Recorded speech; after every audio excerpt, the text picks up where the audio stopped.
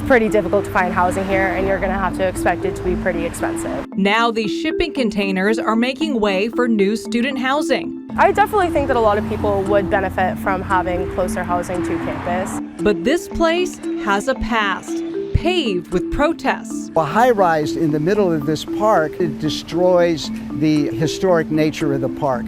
The fight over People's Park and where we go from here.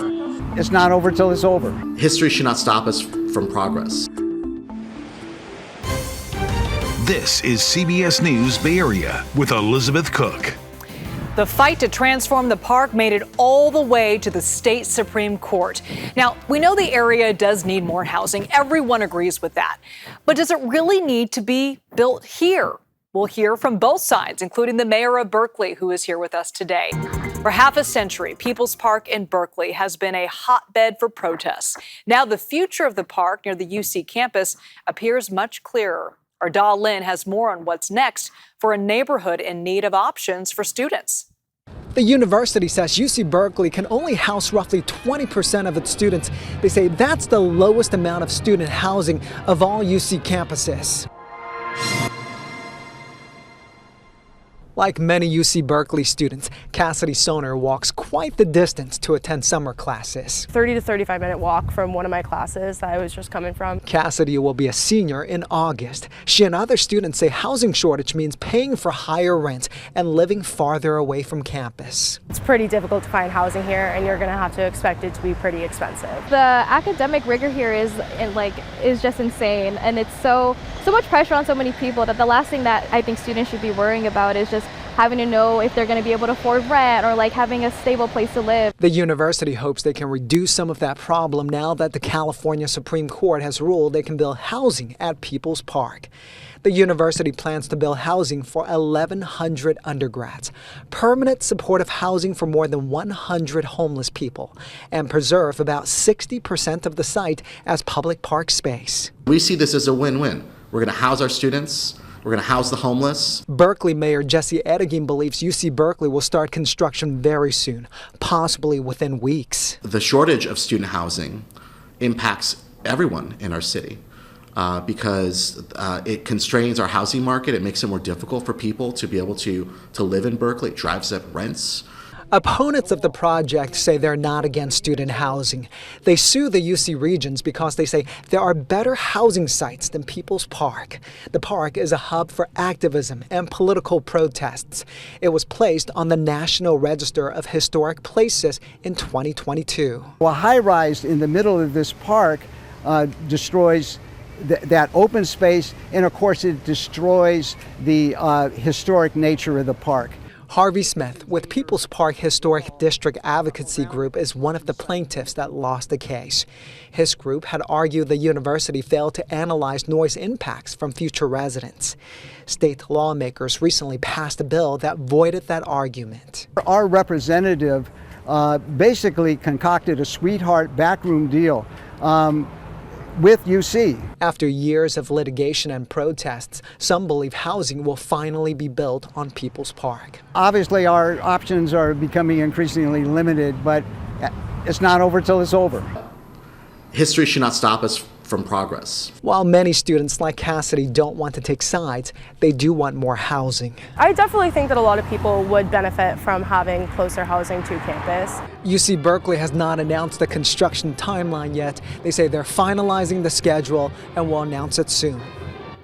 The university plans to spend more than $400 million on the entire project at People's Park.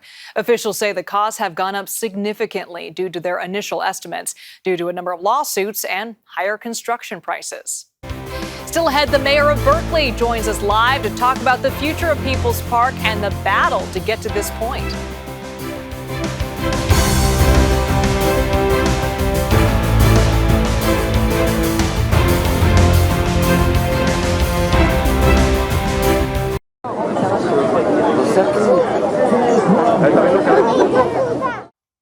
Today, we are diving into the future of the historic People's Park in Berkeley and the plans to transform it into housing.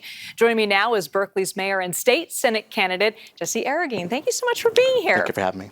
So give me a little bit of backstory on your perspective on People's Park, because your opponents to this project have argued that big projects like this are going to take away what makes Berkeley special. People's Park has so much history, and there are other locations that carry a lot of history of the city and really of the Bay Area. And with all these projects, that's going to be taken away. What's your Well, I'll just say to that 60% of the site will still be public open space. So it will still be a park, but it will be a park, be a home for thousands of students who desperately need housing in our city, and housing for 125 formerly homeless individuals. We see this as a win-win-win for our community. Our city and our region, our state is facing a significant shortage of housing. This will help alleviate the housing shortage in our city. We frankly need to build on all of the sites that the campus has identified, including at People's Park, in order for us to make a difference in addressing the housing needs of our students. Berkeley has the lowest number of beds per student of any UC campus in the entire UC system. This will make a significant dent. And yes, the history of the park is something that we should honor, we should celebrate, but as I said, history should not stand in the way of progress. The current state of the park, where there's rampant crime and homelessness, is not a good situation. I don't think we're honoring the spirit of those that created the park years ago. As a former UC Berkeley student myself, I can certainly say that the park wasn't a place I wanted to be. It wasn't a place that I felt safe walking in and around. And there's a lot of students who feel that way as well. And so I think we can have a new vision for the park, we can honor the history of the park, and move forward in addressing our state's needs as well.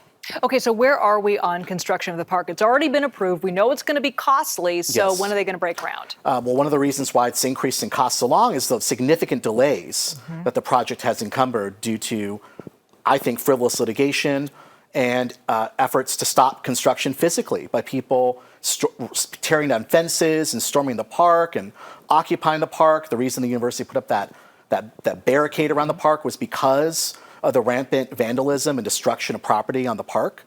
And so we would have actually been able to move forward with construction 2 years ago if we didn't have all these delays. But I think we're poised for construction to start soon. We don't have a date yet.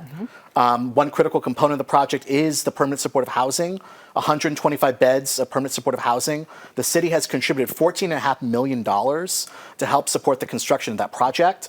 And really, this project is an example of a unique city-university partnership, one that I don't think we've seen in any campus in the state of California, where we are working together to address the crisis of homelessness in People's Park and around People's Park. Together, we've been able to successfully house 200 people that lived in and around People's Park due to our collaborative efforts, the outreach we've done, getting people into hotels, getting people into permanent housing.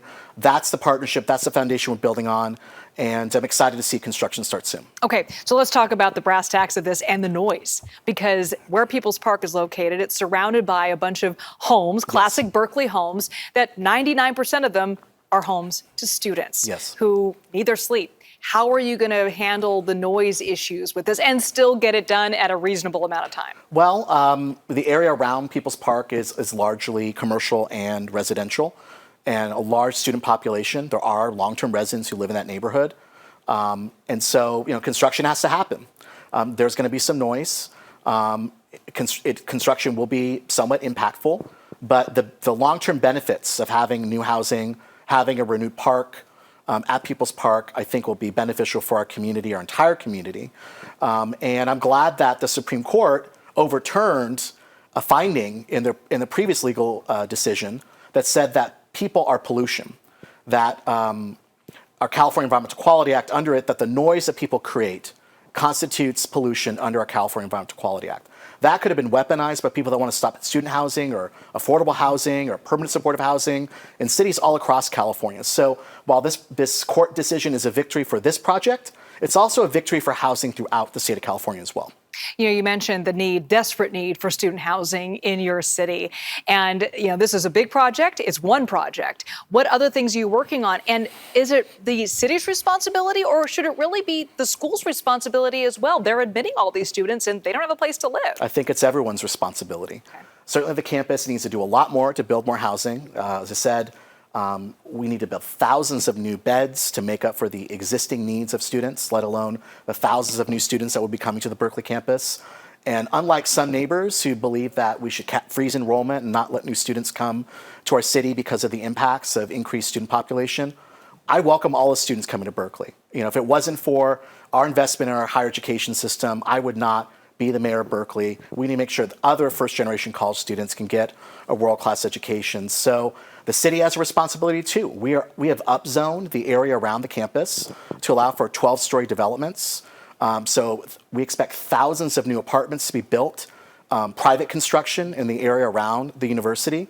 And that, coupled with the university's efforts, we think we can make a dent in addressing the student housing shortage. All right, Berkeley Mayor Jesse Arreguin, thank you so much for being here, here in person.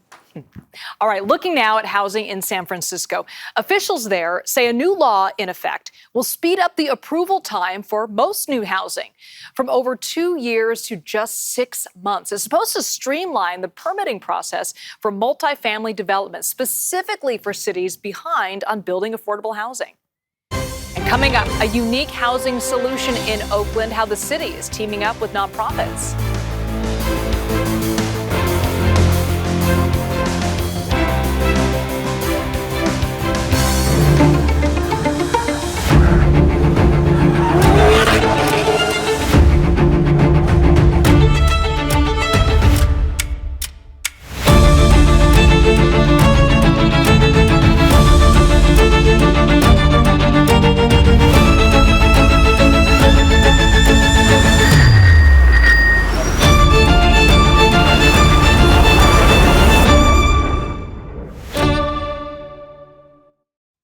This half hour, we've been talking about the plan to transform People's Park in Berkeley into student housing, which, as we all know, can be tough to come by and, well, tough to afford, too.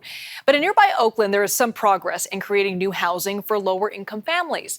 An apartment complex that's a unique collaboration between the city and local nonprofits recently held its grand opening. The Axe Cherry Hill Apartments is located at 94th Avenue and International. It has 55 units and a community health clinic. Families entered a lottery for a chance to live here. From going to a shelter to here just having a roof over my head, you know, the favorite part I love that you asked that is hearing them say, get out my room, close my door. You know, hear my kids finally say, get out my room. Cried so hard. Because what is the odds? Here I am, a stroke survivor, single mother with my kids. One's supposed to be going to college, and now they pulled me out of 5,000 plus people on a lottery. Blessing. That's a blessing. The Axeville Gospel Church and the city teamed up to bring this project to life. So people could see that East Oakland could be as beautiful as downtown Oakland. And the people in East Oakland deserve to have a nice, clean, beautiful place to live. Bishop Bob Jackson says the original idea behind the project came about when housing construction largely stalled about a decade ago. He hopes these projects will encourage more developers to invest in East Oakland. We'll be right back.